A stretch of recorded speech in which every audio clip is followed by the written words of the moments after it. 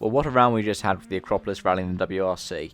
In my day one review, I said, well, it might not be as much of a car breaker as we knew, because I think 11 out of the 12 cars have made it through without any kind of issue. And then, well, without any kind of major mechanical issue, should I say. And then, Saturday hit. And then Sunday hit as well. 6 cars in the end made it to the end in the top 6 were the rally ones.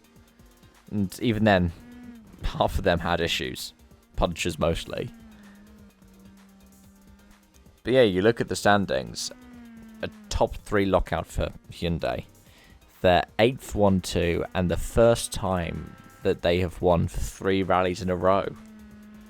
Neville's first win of the hybrid era. Fantastic for him to have that. Oid Tanak second place. I know that he wanted to win. But at the same time, even if he had have pushed, even if they had have battled, I highly doubt that Oit was going to come out of it with a win today. As he said, the issues on Friday with the hybrid were what decided the race for him. Then Danny Sordo, probably the most consistent person in rallying at this point. 5th, 3rd place in as many entries. He's got to be doing his home rally, and I really hope that he does better than 3rd. I'd love to see him win at home. But if he gets 3rd again, fantastic stuff. 4th place for Pierre-Louis Loubet. That might be not much of a consolation considering he was leading on Friday. But he would have gotten the podium had he not have had that puncher on Saturday. Craig Breen as well would have been in contention for that final podium spot had he not have had a puncher on the Friday. And other issues. Taka Katsuta had all kinds of issues throughout the weekend. It's good for him that he came home 6th.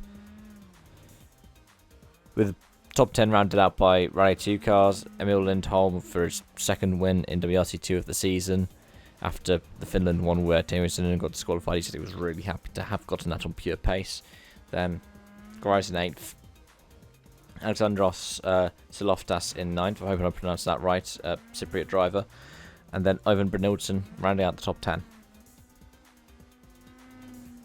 Now, if you're Toyota, you would be worried.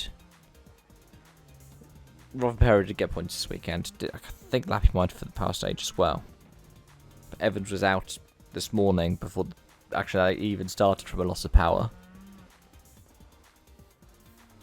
And on top of that, Rovanperä hit a tree and damaged the car to the point that he finished down in 15th place.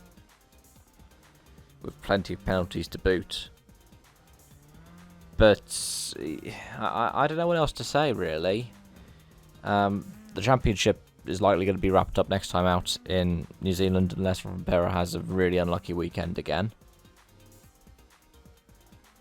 Because this is a rally that not really anybody's got recent experience with. I'm just praying that Hayden Paddon gets a work strike for this next event because that would be brilliant to see.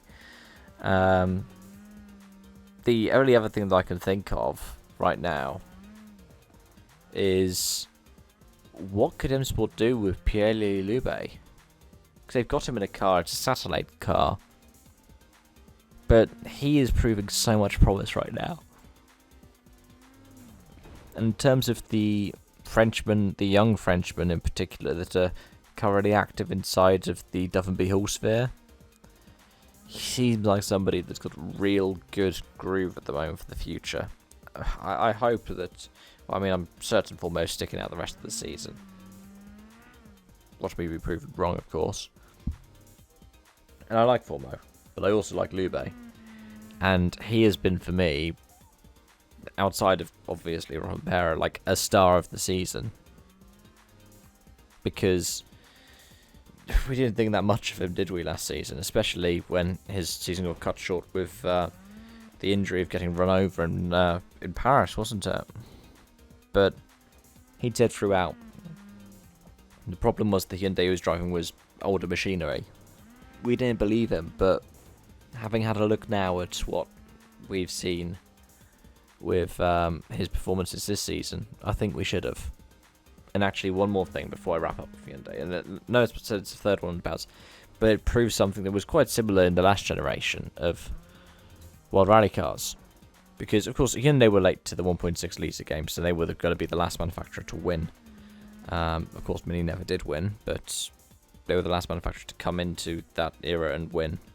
But in the 2017 spec cars, they were the last ones to pick up a rally win, despite the fact that they had the pace pretty much from the outset. You had Ogier winning Ford round 1, round 2 went to Toyota with Jari-Matti Latvala, round 3 went to Chris Meek and Citroen, and then round 4 was Corsica, wasn't it, where Neuville picked up a win. I think Hyundai are back. They need to sort out a lot of stuff to make sure that they are able to stay there in the future, but it's good to see. On that note, thank you so much for watching. I hope to see you again soon. Bye for now.